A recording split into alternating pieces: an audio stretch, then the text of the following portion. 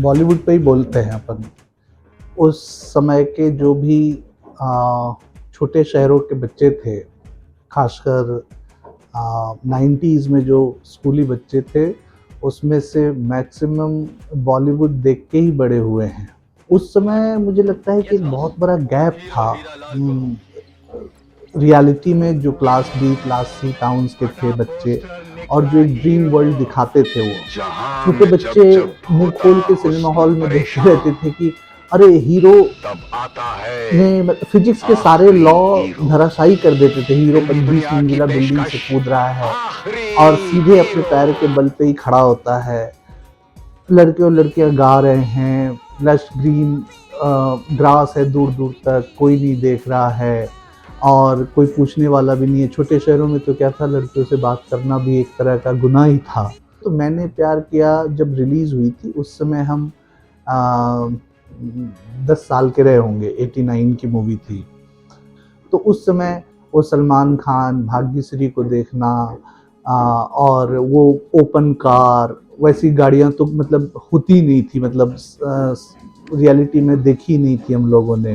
वैसे घर तो सब कुछ, मतलब एक बच्चे के मन पे जब वो सोता था तो 10-15 दिन तक तो वही सोचता रहता था। इनफैक्ट दुखी भी हो जाता था। वो इन चीज़ों को सच मान लेता था कि ऐसा क्यों हुआ। मतलब जो चीज़ें हम रियल लाइफ में नहीं जी सकते थे, उनको उस ड्रीम वर्ल्ड में वो 3 घंटे जीते थे।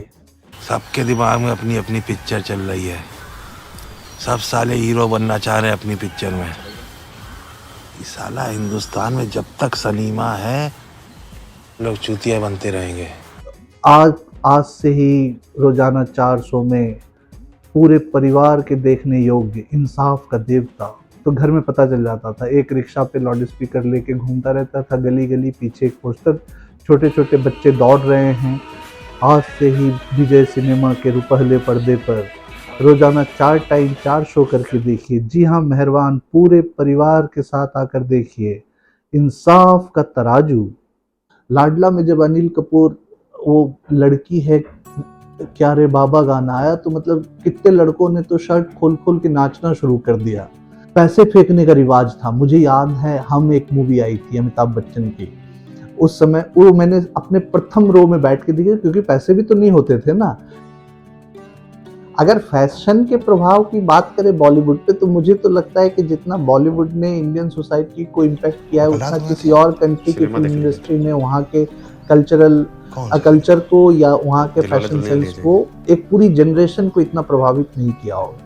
अगर मैं आपको फॉर एग्जाम्पल कहूँ, तो मुझे याद है बचपन में हम गांव जाते थे। चैती दुर्गा, मतलब जैसे आश्विन में दुर्गा होती है, चैत में बड़ा मेला लगता है वहाँ पे, जहाँ आप टिपिकली मूवीज में देखते थे कि वो जो तारा माची कहते हैं, जिसको लंदन साई कहते हैं, मतलब बड़े स्केल पे, और छोटी छोटी दुकानें मिठाई की, खिलौने की, ड्रामा हुआ करता था।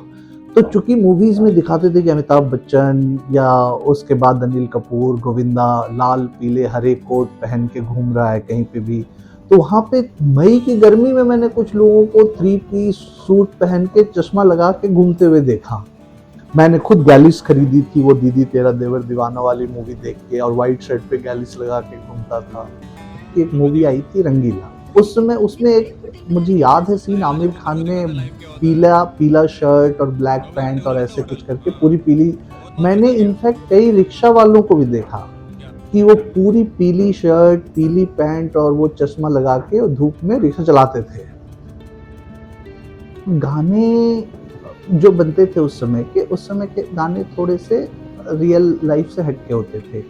सबसे पहले तो बताओ कि एक ही गाने में हीरोइन और हीरो जब 5-6 कपड़े बदल लेते थे, तो लगता था कि यार ऐसा कैसे कर सकते हैं, 5-6 कपड़े कैसे बदल सकते हैं। फिर बाद में समझ में आया कि अच्छा ये कट होता है।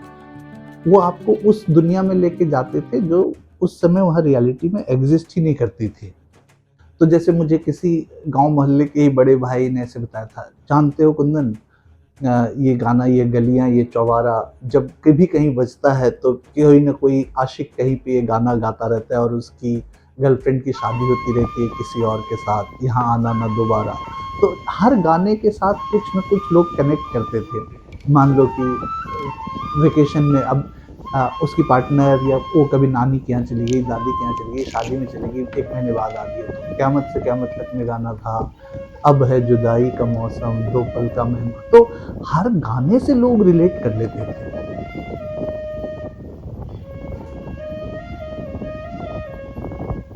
सोसाइटी के जो डिफरेंट एस्पेक्ट्स हैं उसको कैसे बॉलीवुड ने इम्पैक्ट किया है, उस पर अगर मैं बताऊं तो गांव से लेके एकदम जहाँ पे उस समय कोई सुविधा, दिन में एक बस जाती होगी, वहाँ के लोगों ने भी बॉलीवुड को देख के अपने आप को उस हिसाब से ढालना शुरू कर दिया था। डायलॉग भी देखिए लोग वैसे ही बोला करते थे। कभी कभी तो समाज का रिफ्लेक्शन होती थी मूवी, बट कभी कभी मूवी भी समाज को उस सांचे में ढाल देती थी अपने हिसाब से। मैं भी एक बहुत बड़ा सिनेमची था। आपके हैं कौन में माधुरी दीक्षित सीढ़ियों से नीचे उतर रही है और सलमान खान अपनी आंखों में लस्ट और लेसिवियसनेस लेके उसको देख रहा है और ये बोलता है, कांटे नहीं कटते हैं लम्हे इंतजार के, नजरें जमा के बैठे हैं रास्ते पे यार के, दिल ने कहा देखे जो जलवे हुस्न यार के, लाया है कौन उनको पलक से उतार के। पीछे से माधुरी दीक्षित कहती है आशिक के लिए सबसे बड़ा दुख होता है कि उसके माशूका के आंखों में आंसू हो। तो इसको बहुत खूबसूरती से राजेश खन्ना ने बोला था, पुष्पा आई हेट टीयर्स। हाँ, बॉलीवुड का वो दौर जब हम बॉलीवुड देख के बड़े हो रहे थे, तो उस समय तो आजकल की तरह ऑनलाइन टिकटिंग और इतने सारे था नहीं, और था भी नहीं मेरे ख्याल से। अपनी बेटी को इंट्रोड्यूस कर रही है कि ये हमारी बेटी है। सो तो कुछ multiplexes late 90s early 20s में आए, वो भी बड़े छोटे शहरों में, तो सिंगल स्क्रीन थे। और मैं मूवीज के, बॉलीवुड के शौकीन थे, वो 200-200 किलोमीटर दूर जाके मूवीज देखते थे अगर उनको अच्छी लगती थी तो। खुद मेरा भी पर्सनल एक्सपीरियंस रहा है कि मेरे घर में मेरे बड़े भाई अगर कोई मूवी आती थी तो वो जाके 200 किलोमीटर दूर पटना में देख के आ रहे हैं। और ब्लैक टिकटिंग तो उस समय इतनी रैम्पेंट थी कि कोई भी अच्छी मूवी 2-3 हफ्ते तक बिना ब्लैक के आपको मिलती नहीं टिकट। मतलब एक प्रिविलेज होता था कि अगर आपको टिकट मिल गई किसी को सिनेमा हॉल में जानते हैं तो। अबे कितना नचाएगा, अपने आप को मुगले आ जाए, हमको अनलकड़ी समझाए क्या? ये बड़े में छोटे में बड़े। तो ये सीक्वेंस है मैंने प्यार किया था, जब मुनीश बहल के घर में पार्टी है और भाग्यश्री और सलमान खान गए हुए हैं और मुनीश बहल कबूतर मार रहा होता है और भाग्यश्री उसको बचाने जाती है, तो उनके बीच में कुछ ऑल्टरकेशन होती है। सलमान खान फिर इंटरवीन करता है। सलमान खान इंटरवीन, मुनीश बहल आस्क की तुम उससे क्या लगती है, तो वो बोलता है मैं दोस्त हूँ, उसका फ्रेंड हूँ। तो मुनीश बहल बोलता है कि एक लड़का लड़की कभी दोस्त नहीं होते हैं, ये तो कड़कती रात में भड़कती आग को बुझाने का एक बहाना है। मैं और मेरी तन्हाई अक्सर ये बातें करते हैं, तुम होती तो कैसा होता, तुम ये कहती तुम वो कहती, तुम इस बात पे हैरान होती, तुम उस बात पे कितनी हंसती, तुम होती तो ऐसा होता, तुम होती तो ऐसा होता। मैं और मेरी तन्हाई अक्सर ये बातें करते हैं। जिंदगी ना मिलेगी दोबारा का बहुत ही अच्छा डायलॉग है, वन ऑफ माय फेवरेट। जब जब दर्द का बादल छाया, जब गम का साया लहराया, जब आंसू पलकों तक आया, जब ये तन्हा दिल घबराया, तब हमने दिल को ये समझाया, दिल आखिर तू क्यों रोता है, दुनिया में अक्सर यूं ही होता है।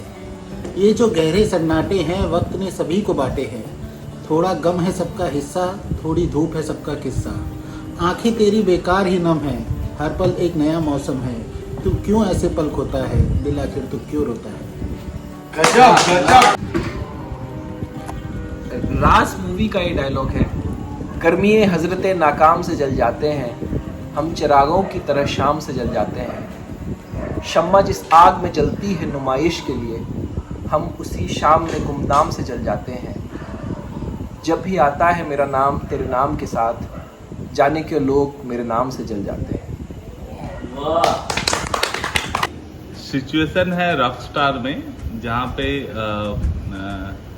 जो रणवीर कपूर है उसको एक शादीशुदा महिला से प्यार हो जाता है और उससे दोबारा मिलने जाता है।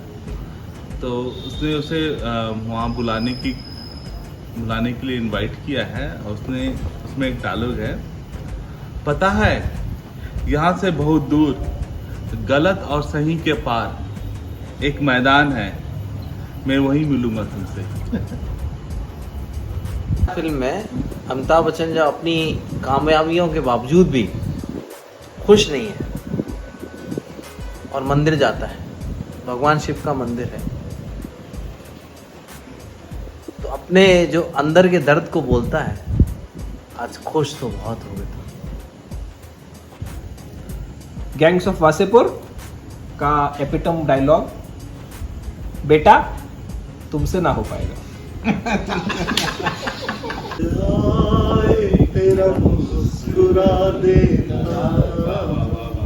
कैसे भुला वो सारी बातें, वो मीठी रातें, वो मुलाकातें, जिए तो जिए कैसे बिन आपके लगता नहीं दिल कहीं बिन आपके। जिंदगी जड़ है फिर भी घमंड है। मुझे तो लगता है कि ये सपनों की दुनिया और सपने देखने वाले हमेशा रहेंगे। ये अलग बात है कि सपने देखने का अंदाज बदलेगा, सपने दिखाने का अंदाज बदलेगा, सपने देखने वाले लोग बदलेंगे, सपने दिखाने वाले लोग बदलेंगे, बट सपने हमेशा जिंदा रहेंगे। कल और आएंगे नगमों की खिलती कलियां चुनने वाले, मुझसे बेहतर कहने वाले, तुमसे बेहतर सुनने वाले।